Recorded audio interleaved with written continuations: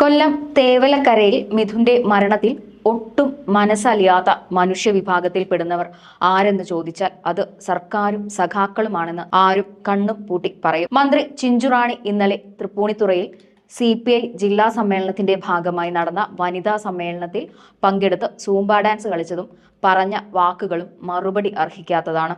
കൂടെ മരുമോൻ റിയാസിന്റെ പ്രഹസനവും KN ബാലഗോപാലിന്റെ ഭാവാഭിനയവും കൊല്ലം കൊട്ടാരക്കരയിലെ band മേളവും 2 പാലം കൂടെ സർക്കാരിന്റെ നെഞ്ചത്ത് ചാർത്താനുള്ള തിരക്കിലായിരുന്നു പിണറായി സർക്കാരിലെ ഈ 2 പുരുഷ കേസരികളും.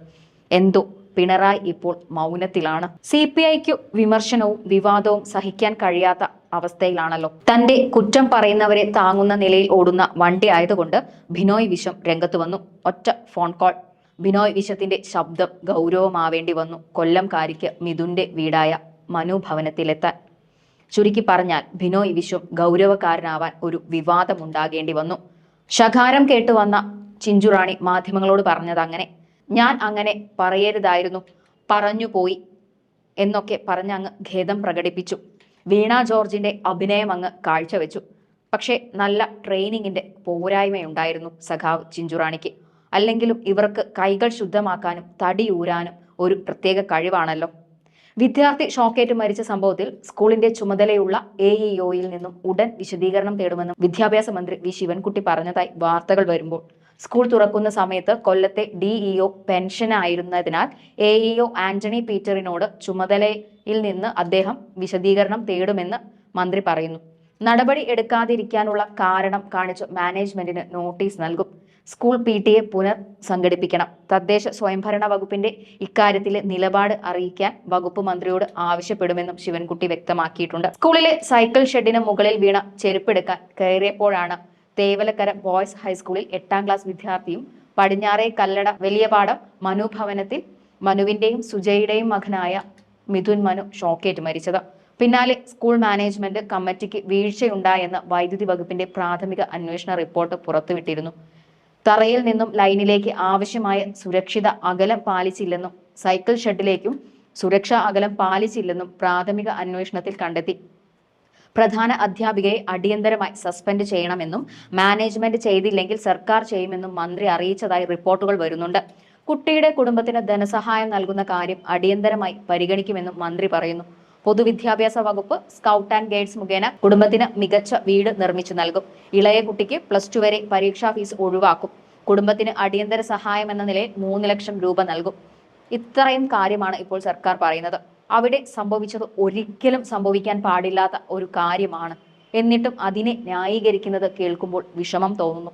ഇപ്പോഴെടുത്ത തീരുമാനങ്ങൾ കുറച്ചു മുൻപ് ഗൗരവത്തോടെ എടുത്തിരുന്നെങ്കിൽ മിഥുൻ എന്ന ഒരു കുഞ്ഞിന്റെ ജീവൻ നഷ്ടപ്പെടില്ലായിരുന്നു. ഇത് 2 വകുപ്പുകളുടെ വീഴ്ചയാണ്. ഇവിടെ വീണ ജോർജ് പറയുന്നത് സത്യമാണെന്ന് ഉറപ്പിച്ചു പറയാം. ഇത് സിസ്റ്റത്തിന്റെ പോരായ്മയാണ്.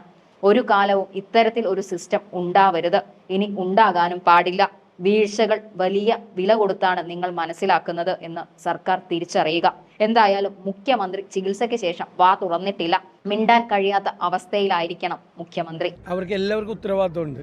KSEBിക്ക് ഉത്തരവാദിത്വമുണ്ട്, സ്കൂൾ മാനേജ്മെന്റിന് ഉത്തരവാദിത്വമുണ്ട്, വിദ്യാഭ്യാസ വകുപ്പിന് ഉത്തരവാദിത്വം. എങ്ങനെയാണ് ആ കെട്ടിടത്തിന് ക്ലിയറൻസ് കൊടുത്തത്? ലൈൻ തൊട്ട് മുകളിൽ കൂടി പോകുന്നൊരു കെട്ടിടത്തിന് എങ്ങനെ ക്ലിയറൻസ് കൊടുത്തു? എങ്ങനെയാണ് അതിന് ഫിറ്റ്നസ് സർട്ടിഫിക്കറ്റ് കൊടുക്കുന്നത്? എന്നിട്ട് ഇപ്പോൾ മന്ത്രി ചിഞ്ചുറാണി പറഞ്ഞത് ഈ കൊച്ചു മോളിൽ കയറി എന്നല്ല. പിള്ളേർ മോളിൽ കയറും. ഇപ്പോഴത്തെ കുട്ടി മാത്രമല്ല, നമ്മളൊക്കെ മോളിൽ കയറിയിട്ടുള്ള കുട്ടികളാണ്. ഒരു ചെരുപ്പ് പോയാൽ മോളിൽ കയറി എടുക്കും. ഇപ്പോൾ കൊച്ചിൻ്റെ കുഴപ്പമാണെന്നാണ് ഇപ്പോൾ പുതിയ കണ്ടുപിടുത്തം. ഇതാണ് ഈ മന്ത്രിമാർ. നമ്മുടെ മന്ത്രിസഭയിലെ മന്ത്രിമാർ ഇതാണ്, ഇവരാണ്. ഓരോ മരണവും ഉണ്ടാകുമ്പോൾ ഉത്തരവാദിത്തത്തിൽ നിന്ന് ഒഴിഞ്ഞു മാറി. സത്യത്തിൽ ഇത് ഭാവിയിൽ ഇത്രയും സംഭവങ്ങൾ ഉണ്ടാകാതിരിക്കാൻ വേണ്ടിയിട്ടുള്ള സുരക്ഷ ഓഡിറ്റ് വേണ്ട. ഞാൻ തന്നെ മുഖ്യമന്ത്രിക്ക് കത്ത് കൊടുത്തിട്ടുണ്ടായിരുന്നു നേരത്തെ. ഒരു കുട്ടി പാമ്പ് കടിച്ച് മരിച്ചപ്പോൾ, ഒരു പെൺകുച്ച്. സുരക്ഷാ ഓഡിറ്റ് വേണം, എല്ലാ സ്കൂളുകളിലും ചെക്ക് ചെയ്യണം. നമ്മൾ എത്രയോ പ്രാവശ്യം ആശുപത്രികളിൽ ഈ ഓഡിറ്റ് വേണം എന്ന് എത്രയോ പ്രാവശ്യം ആവശ്യപ്പെട്ടു. ഒരു ആശുപത്രി കെട്ടിടം പൊളിച്ച് കളയാൻ വേണ്ടിയിട്ട് ഒരു ലോക്കൽ ബോഡി ആവശ്യപ്പെട്ടാൽ പോലും എത്ര മാസം കാത്തിരിക്കണം? അപ്പോൾ ഇത് ഈ അപകടമാണ്. എന്നിട്ട് ഇന്നലെ മന്ത്രിയുടെ നേതൃത്വത്തിൽ സൂംബ ഡാൻസും. എന്തൊരു നാണക്കേട! ഒരു കടുവ വയനാട്ടിൽ ഒരു സ്ത്രീയെ കടിച്ചു വന്ന ദിവസമാണ് വനം വകുപ്പ് മന്ത്രി പോയിട്ട് കോഴിക്കോട് അവിടെ ഫാഷൻ ഷോയിൽ പോയിട്ട് പാട്ടുപാടുകയും നൃത്തം ചെയ്യുകയും ചെയ്തു.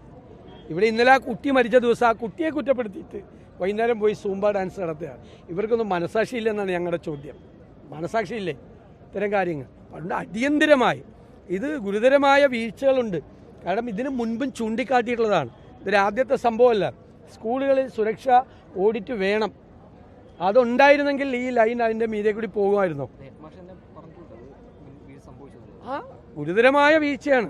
എല്ലാവരുടെയും ഭാഗത്തു നിന്ന വീഴ്ചയുണ്ട്. ആ വീഴ്ച ഇനി ഉണ്ടാകാതിരിക്കാനുള്ള, ഇനി ഒരു കുഞ്ഞിനും ഇത് ഉണ്ടാകാതിരിക്കാനുള്ള കാര്യങ്ങളല്ലേ ചെയ്യേണ്ടത്. ആരാണെങ്കിലും ഇത്തരം സംഭവങ്ങൾ ഉണ്ടാകുമ്പോൾ അങ്ങനെയല്ലേ ചെയ്യുള്ളൂ. എന്നിട്ട് ഇവർ മാറി മാറി എന്ന് പരിഹസിക്കുകയാണ്. ഇപ്പോൾ ഒരു കുറ്റവാളിയെ കണ്ടെത്തി, ചെരുപ്പ് എടുക്കാൻ വേണ്ടിയിട്ട് മോളിൽ കയറിയ കുട്ടിയാണ് ഇപ്പോൾ കുറ്റവാളി. കുഞ്ഞുങ്ങളെക്കുറിച്ച് ഒന്ന് അന്വേഷിച്ചോ. കുഞ്ഞുങ്ങൾ ആ പ്രായത്തിൽ ചെയ്യുന്നത്, കുഞ്ഞുങ്ങൾ ആ പ്രായത്തിൽ വെള്ളത്തിൽ ചാടും, മോളിൽ കയറും, എല്ലാം ചെയ്യും. എല്ലാവരുടെയും കുഞ്ഞുങ്ങൾ ചെയ്യും. കുട്ടികൾ ആ പ്രായത്തിൽ അങ്ങനെ ചെയ്യും. അതാണോ കുറ്റവാളി? അതാണോ കണ്ടുപിടുത്തം? ഇത് വലിയ കഷ്ടമാണ്. ഈ മുഖ്യമന്ത്രിയോട് എനിക്ക് പറയാനുള്ളത്, ഈ മന്ത്രിമാരെ ഒന്ന് നിയന്ത്രിക്കണം. അവരുടെ നാവിനെ ഒന്ന് നിയന്ത്രിക്കണം. മനുഷ്യനെ പ്രയാസപ്പെടുന്ന രീതിയിൽ സംസാരിക്കാൻ അവരെ അനുവദിക്കരുത്.